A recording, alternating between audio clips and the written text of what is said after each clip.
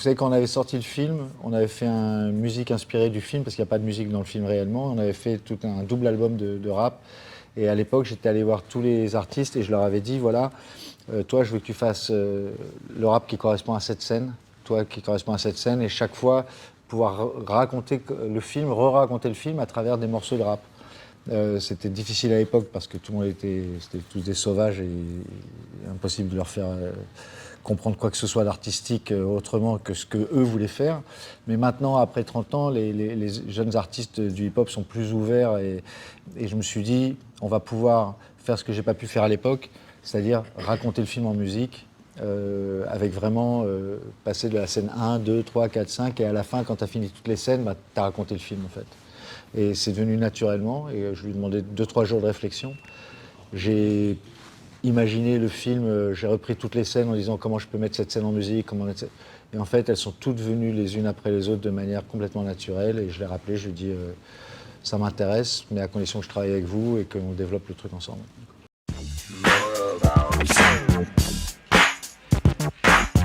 En fait, on a cherché des jeunes qui soient pluri-artistes, qui puissent faire plusieurs choses à la fois, qui aient une certaine aisance dans tout. La première chose, c'est la comédie, parce qu'on est au théâtre et que l'émotion passe à travers nos comédiens et à travers ce qu'ils vont pouvoir exprimer et transmettre.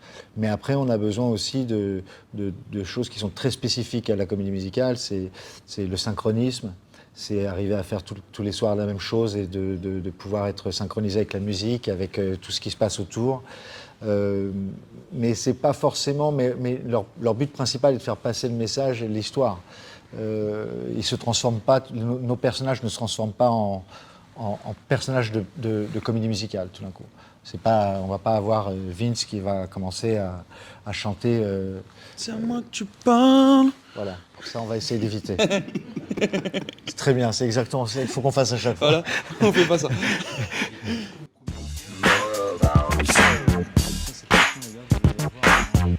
Des années.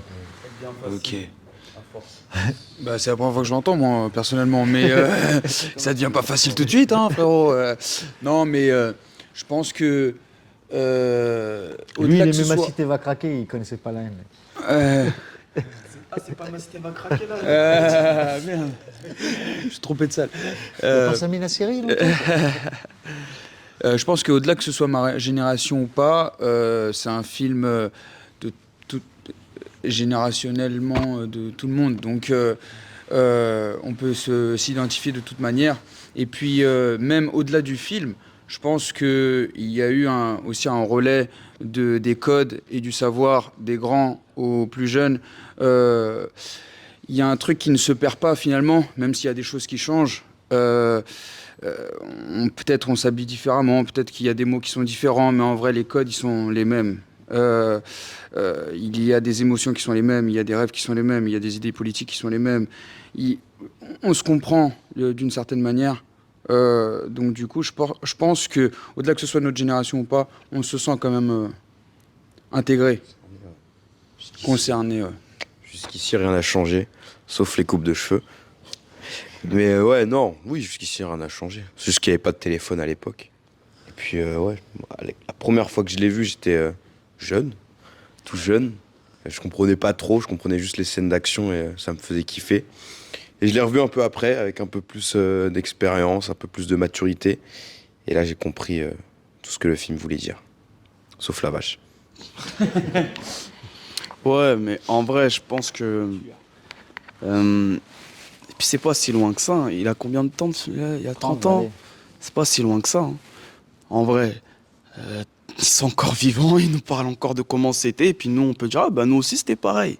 Même si chaque génération croit que c'était la meilleure. Mais en vrai, tu peux faire Boys in the Hood aujourd'hui, avec des petites 20 ans. Tu regardes des Snowfall ou c'est les mêmes choses.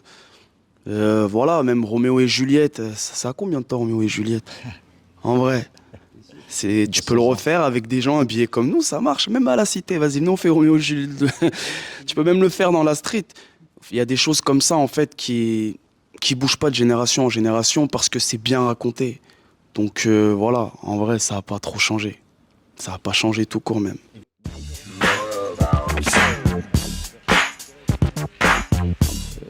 dans la flèche du temps, si tu n'évolues pas, c'est que tu empires.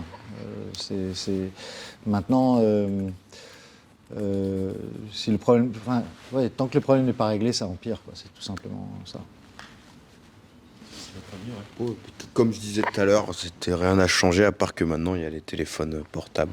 C'est peut-être ça qui a empiré les choses. Les téléphones portables font que les gens sont plus au courant. On n'a plus besoin du cinéma maintenant pour apprendre des détails de la vie en dehors de son univers. Si vous voulez savoir ce que c'est qu'une banlieue, vous allez sur Instagram, vous allez sur YouTube, vous n'avez plus besoin d'aller voir un film. En 1 minute, on vous explique sur Combini ce que c'est que la banlieue. Donc il n'y a plus besoin de découvrir les choses comme on l'a découvert avec le cinéma.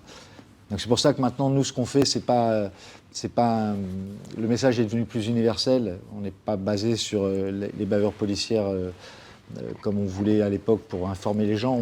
Maintenant, les gens savent. Donc on veut juste informer que cette haine-là, et ce rêve-là, ce désir-là, il est toujours là. Et il est toujours...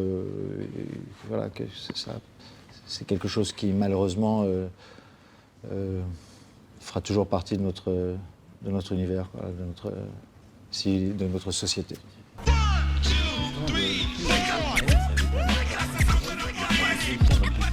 C'est pas juste sur la bavure policière, mais c'est sur la responsabilité des politiques. C'est à partir du moment où tu es un élu, à partir du moment où tu prends la décision comme un policier, comme un religieux, d'être au-dessus des autres et d'avoir du pouvoir sur les autres, tu es éthiquement responsable de ce que tu leur fais, de la façon dont tu travailles.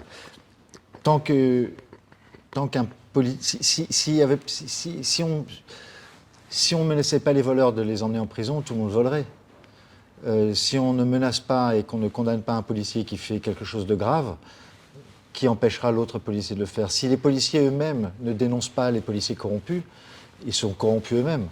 À partir du moment, et tant qu'on ne verra pas une véritable conscience éthique dans n'importe quel corps de métier, que ce soit, on parle des agressions sexuelles chez les réalisateurs ou dans le monde du cinéma, tant que les autres, tant que les assistants, tant que les autres réalisateurs, tant que les comédiens ne réagissent pas, s'il n'y a pas de réaction à quelque chose de néfaste, qui empêche les autres de continuer? Moi, quand j'ai fait des conneries, c'est parce que j'ai pris une claque dans la gueule ou parce qu'on m'a mis un coup de pied au cul que j'ai compris qu'il ne fallait pas le refaire. Si on ne met pas de coup de pied au cul aux policiers, qui les empêchera de continuer? Mais c'est pas, encore une fois, c'est pas juste la police. Là, on peut parler des politiciens, on peut parler de l'ensemble de la population. Il faut que les gens soient tenus responsables de leurs actes et il faut qu'on soit éthiques les uns avec les autres. Vas-y. Inspiré au fait que les gouvernements actuels déroulent à ce point-là le tapis rouge à ces idées-là. Moi, je vais te dire mon sentiment. Depuis que je suis né, c'est le même discours et c'est la même question. On a eu Le Pen à l'époque, on a eu sa fille après, on a des Zemmour, on a des machins, ça sera toujours la même chose. Que l'extrême droite passe à un endroit ou à un autre, on est français et ça ne changera pas.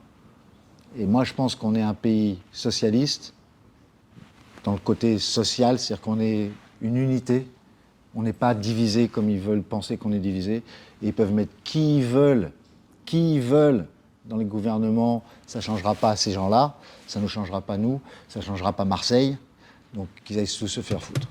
Moi, c'est mon point de vue, c'est pour ça qu'elle ne voulait pas qu'on réponde à la question.